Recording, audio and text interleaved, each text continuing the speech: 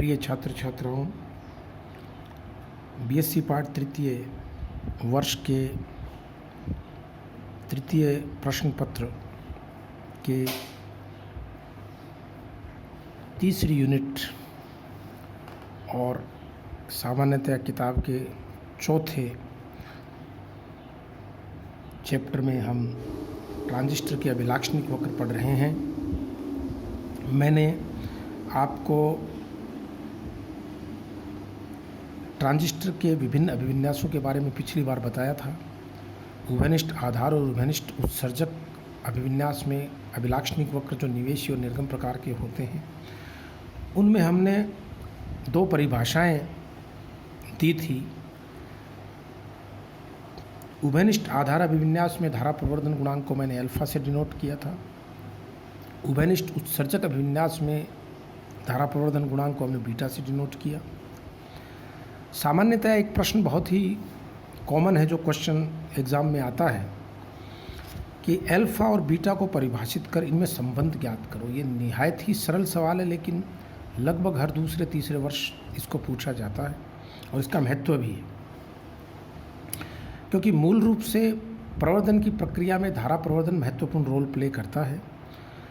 अब दो तरह से इस क्वेश्चन को आप सॉल्व कर सकते हो। एक तो स्थितिक अवस्था में संबंध और एक गतिक अवस्था में संबंध। स्थितिक अवस्था का मतलब है जब आप दो भौतिक राशियों के मध्य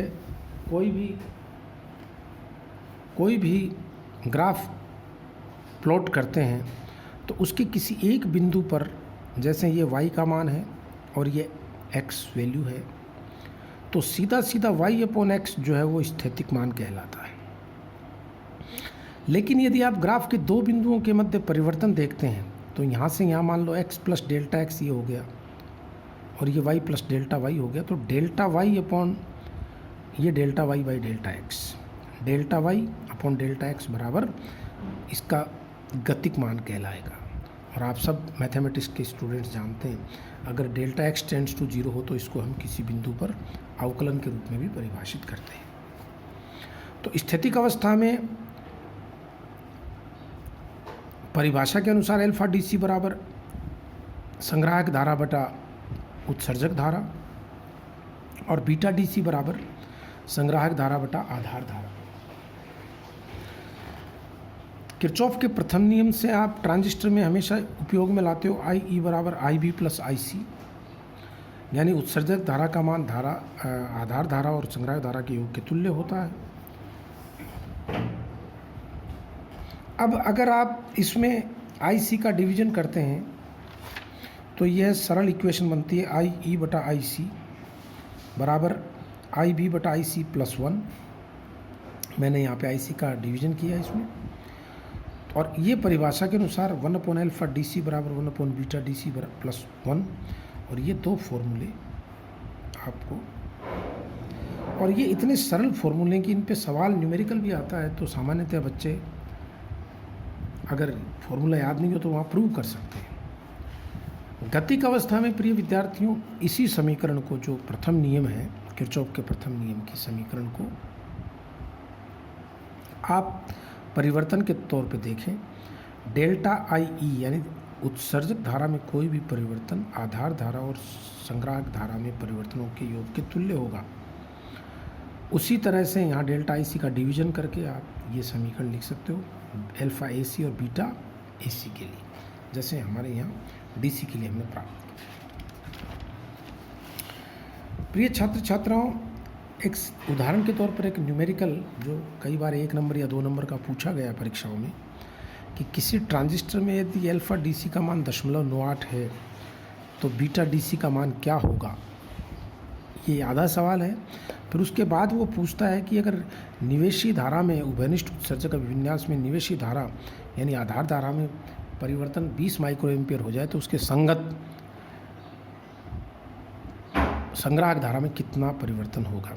तो प्रिय बच्चों, अल्फा डी सी बराबर 0.98 गिवन है, तो बीटा डी सी बराबर फॉर्मूला था alpha D C upon 1 minus alpha D C, तो 0.98 अपॉन 1 माइनस 0.98 इज 0.02, तो ये आंसर आएगा 49। यानी अगर आप निवेशी धारा में 1 माइक्रो एम्पेयर का परिवर्तन करते हो तो निर्गम धारा में उससे 49 गुना 49 टाइम्स ये प्रवर्धित होकर के धारा प्राप्त होगी। किसमें? कॉमन एमीटर में। तो निवेशी धारा अगर डेल्टा आई बी बराबर 20 माइक्रोएम्पियर का परिवर्तन देखा जाता है तो आप देखेंगे कि डेल्टा आई सी का मान उसके कॉरस्पॉन्डिंग 980 माइक्रोएम्पियर जो कि 1 मिली एम्पियर के आसपास होता है। इसके अतिरिक्त ये बातें थोड़ा सा इसको अगर हम और कुछ धाराओं का भी जिक्र करें, जैसे कि मैंने बहुत दिन पहले आपको जब ट्रांजिस्टर की संरचना बताई थी, ट्रांजिस्टर की मैंने यहाँ पे देखिए बहुत पहले आपको ये बताया था, तब मैंने कहा था कि उत्सर्जक आधार संधि पर बहुसंख्यक आवेशवाहक जब पहुँचते हैं इसमें, तो अधिकतर आवेशवाहक इस कलेक्टर करंट को निर्मित करते हैं। प्रिय विद्यार्थियों, इस धारा में कुछ मान रिवर्स करंट का भी होता है, मतलब जब ये यहाँ से यहाँ आते तो इसके अलावा इस अवक्षय परत पर जो अल्पसंख्यक आवेशकों के कारण धारा आवेशवाहकों के कारण धारा प्रभावित होती है वो भी आईसी में कंट्रीब्यूट करती है। इस बात को हम सामान्यतः नगण्य मानते हैं, लेकिन यहाँ चूँकि हमें ट्रांजिस्टर को बहुत ही तरीके से पढ़ना है, उसकी हर एक बारीकी का अध्ययन करना है, तो एक बार पुनः मैं इस समीकरण को लिखता हूँ आई ई बराबर आई सी प्लस आई बी को, और यहाँ मैं आई सी के दो भाग बताता हूँ आपको। एक तो वो भाग जो एल्फा इंटू आई ई है जिसमें हमें पढ़ा है, इसके अलावा एक इसमें धारा का मान होता है आई सी ओ। ये आई सी ओ वह धारा है जो कलेक्टर बेस जंक्शन पर पश्च बायस यानी अल्पसंख्यक आवेशवाहकों के कारण जो उत्पन्न हो रही है। एक तो वो भाग जो प्रवर्धित हुआ आई ई को एल्फा टाइम्स, दूसरा आई सी ओ का भाग। तो आई सी को आप लिख सकते हो एल्फा डी सी और आई ई का मान लिख दीजिए आई सी प्लस आई बी प्लस आई सी ओ। अब इस समीकरण को आप सॉल्व कर लीजिए, इसका एल्फा डी सी से मल्टीप्लाई करके आई सी को लेफ्ट हैंड साइड में लिया है, तो आई सी बराबर 1 माइनस एल्फा डी सी बराबर एल्फा डी सी इंटू आई बी प्लस आई सी ओ। और आई सी बराबर कितना हो जाएगा, इसका डिवीजन कर दीजिए। तो ये कोई महत्वपूर्ण बात नहीं है, ये मैं पहले प्रूव कर चुका हूँ। ये बीटा डी सी है और ये 1 प्लस बीटा डी सी हो जाएगा। तो आई सी बराबर beta D C I B plus beta D C plus 1 into I C U. ये उभयनिष्ठ आधार अभिविन्यास के लिए ये मान हमारे को प्राप्त होता है। प्रिय विद्यार्थियों, उभयनिष्ठ आधार अभिविन्यास के लिए मैं आपको यहाँ जानकारी दे दूँ फिर से एक बार कि जब आप ये देखिए, ये दो संधियाँ हैं, एक ये और एक ये संधि पश्च बायसित होती है। तो यहाँ से जो बहुसंख्यक आवेशवाहक जाते हैं इसको, वही आवेशवाहक इधर तो चले गए, लेकिन अल्पसंख्यकों के कारण भी धारा प्रवाहित होती है इसी दिशा में। तो जो अल्पसंख्यकों के कारण है वो तो आई सी ओ है, और ये जो धारा है ये क्या है, बीटा टाइम्स आई ई है। तो beta times I E plus alpha times I ई प्लस आई सी ओ। ये वैल्यू आप, ये संबंध कई दफ़े परीक्षाओं में पूछा गया है, इसका आप सिद्ध कर सकते हैं। इसके अतिरिक्त अगर मैं कॉमन एमीटर कॉन्फ़िगरेशन की बात करूं, तो बच्चों कॉमन एमीटर कॉन्फ़िगरेशन में आप देखेंगे कि अगर मैं आधार की धारा को एक बार शून्य मान लूं, तो उस वक्त जो एमीटर से कलेक्टर की तरफ जो धारा प्रवाहित होती है उसको हम देखिए, बड़ी अच्छी बात है, जब ट्रांजिस्टर के उभयनिष्ठ उत्सर्जक अभिविन्यास में आधार खुला हो यानी आई बी को 0 मान लिया जाए, तो उत्सर्जक से संग्राहक की ओर प्रवाहित होने वाली अत्यल्प धारा को हम संग्राहक उत्सर्जक धारा आई सी ई ओ कहते हैं। इसको आई सी ई ओ कहते हैं।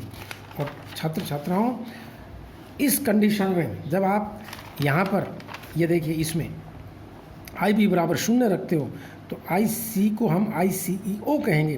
तो आई सी ई ओ बराबर क्या हो जाएगा, beta D C plus 1 into I C O. तो ये देखिए आई सी बराबर हो जाएगा alpha D C I B upon, और आई बी को 0 मान लीजिए, तो इसको 0 मानते ही ये हो जाएगा आई सी बराबर आई सी ई ओ। तो इसको मैंने ये लिख लीजिए, ये आई सी ओ लिख दिया है। तो नया संबंध मेरा हो जाएगा आई सी बराबर alpha D C I B upon this और beta D C I B plus I C E O. और ये कॉमन एमीटर और कॉमन बेस से संबंधित मैंने आपको समस्त बातें बता दी। अब मैं अगले लेक्चर में उभयनिष्ठ संग्राहक अभिविन्यास, उसके गुण, ये आपको समझाऊंगा। उसके लिए आप तैयार रहिए। धन्यवाद।